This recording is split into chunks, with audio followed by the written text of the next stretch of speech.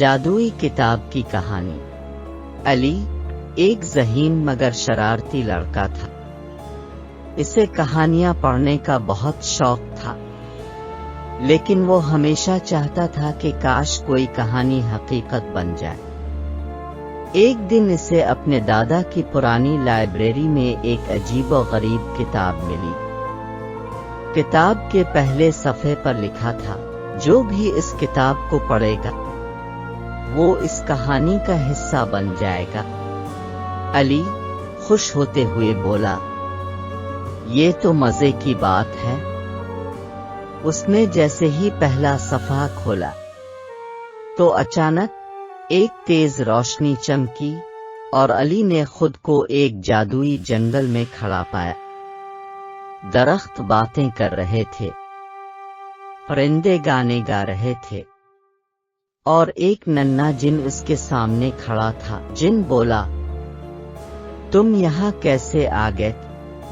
علی نے کتاب کی بات بتائی تو جن مسکرا کر بولا، یہ کتاب صرف بہادروں کو چنتی ہے۔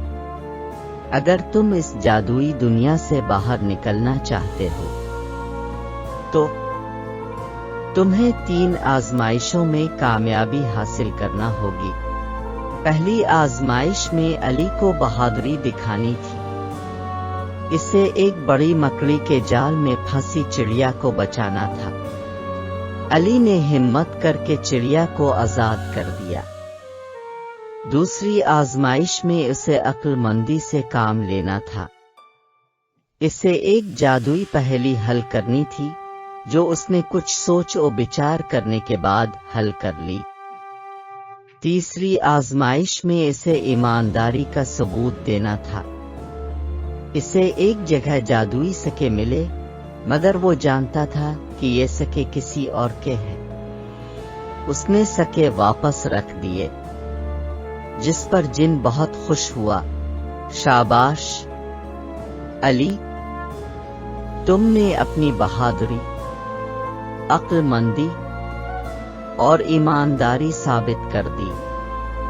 اب تم گھر واپس جا سکتے ہو۔ پھر اچانک تیز روشنی پھیل گئی اور علی دوبارہ لائبریری میں واپس پہنچ گیا۔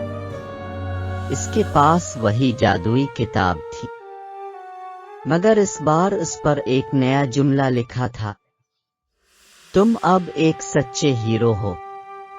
علی نے مسکرا کر کتاب بند کی اور سوچا، اب میں ہمیشہ اچھے کام ہی کیا کروں گا۔